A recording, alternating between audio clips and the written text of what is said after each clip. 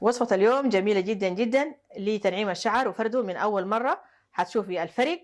يا ريت تعملوها بنفس المكونات دي وبنفس القوام، وخليكم مع الفيديو. السلام عليكم ورحمة الله. اللهم صل وسلم وبارك على نبينا محمد وعلى آله وصحبه أجمعين. شاكرة جدا على المرور الدائم على القناة والتعليقات الجميلة الرائعة كروعة تواجدكم.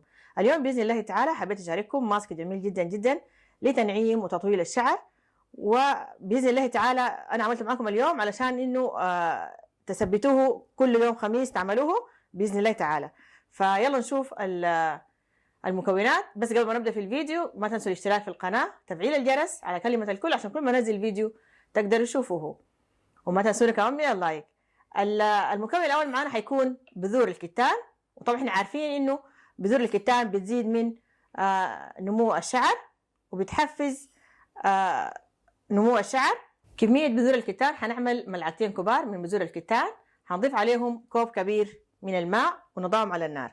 الطريقة اليوم حتكون مختلفة عن الفيديو اللي عملناه المرة اللي فاتت، كان عملنا فقط جل بذور الكتان، لكن المرة دي إن شاء الله حنضيف عليهم مكونات، فيا ريت تتابعوا الفيديو حتى إنه تعرفوا المكونات وتستفيدوا. بعد كده حنرفعها على نار هادية في الأول، وبعد كده نشوف إن شاء الله بقية الخطوات. بعد كده وضعنا بذور الكتان على النار هادية في الأول، وبعد شوية أول ما تحسي إنها هي بدأت تغلي حنعلي النار شوية. طبعا في البداية بيكون بذور الكتان بتكون بالطريقة دي، الجل بيكون لسه يعني يا دوب بدأ يبقى لزج زي ما ظاهر عندكم هنا في الشاشة. حننتظر عليه لحد ما يبقى تقيل. خلاص بس مسافة الجل يجهز خلونا أقول لكم على السريع فوائد بذور الكتان.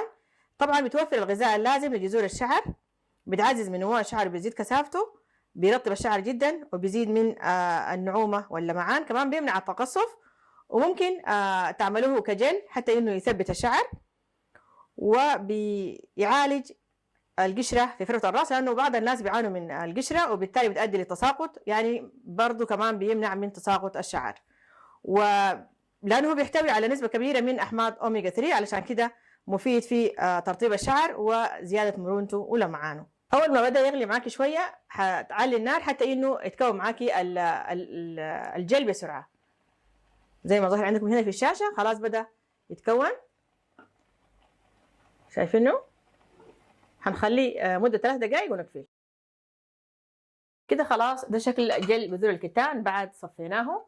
نيجي نشوف المكونات الثانية اللي معانا. حتكون نشا الذرة. طبعا احنا عارفين انه نشا الذرة مفيد جدا جدا في نعومة الشعر وبيزيد من لمعان الشعر وبيوقف التساقط، كمان بيعالج النهايات المنقسمة في الشعر، وبيعمل على زيادة كثافة الشعر وتثبيته وفرده. وإن شاء الله يعني الفترة الجاية هنعمل كذا وصفة بالنشا. هنحتاج ل3 ملاعق من النشا، وهنحتاج معاها لكوب واحد من الماء.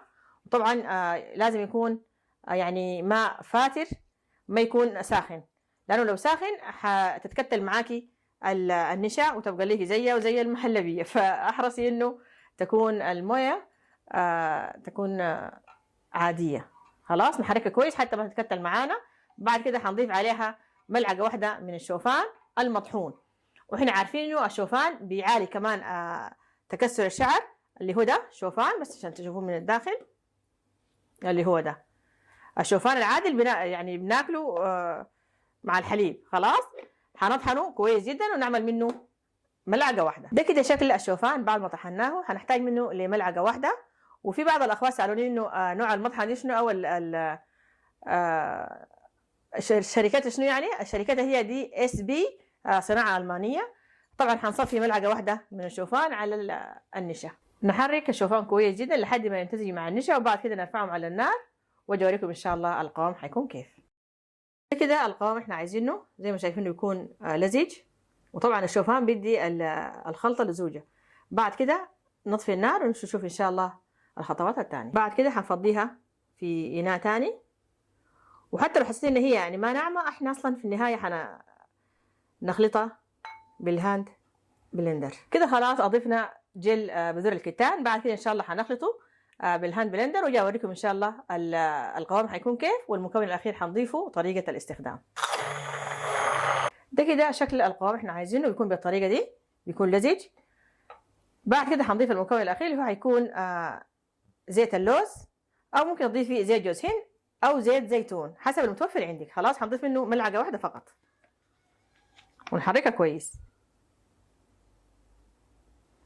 بالنسبه لطريقه الاستخدام، بتضعي الخلطه دي على شعر يكون نظيف وجاف وتتركيها لمده ساعه، وبعد كده تكون ويا حبذا لو وضعت على الشعر قبعه يعني بلاستيك او حتى السلفان العادي ممكن، وتتركيه لمده ساعه، وبعد كده تغسليه بالبلسم فقط، ما تغسليه مره ثانيه بالشامبو. يعني المره الاولى يكون الشعر مغسل بالشامبو، وبعد يجف تضعي عليه الخلطه دي، وبعد كده تغسليه ببلسم فقط لمده ساعه، تتركيها على الشعر. مثلا حبيت اكرر لكم الكلام ده حتى انه تكون المعلومه واضحه ومعروفه. وطبعا بتعملي الوصفه دي بتعمليها فقط لحظه الاستخدام، يعني ما بتنفع انه تخزنيها. ممكن جل بذور الكتان يتخزن عادي جدا لمده حتى يعني 20 يوم ممكن يتخزن جل بذور الكتان لحاله من دون الوصفه. وبس ده كان الفيديو اليوم، اتمنى ان شاء الله ان اكون افدتكم. ما تنسونا من مشاركه الفيديو مع الاهل والاحباب. اشوفكم ان شاء الله في فيديو تاني، والسلام عليكم ورحمه الله.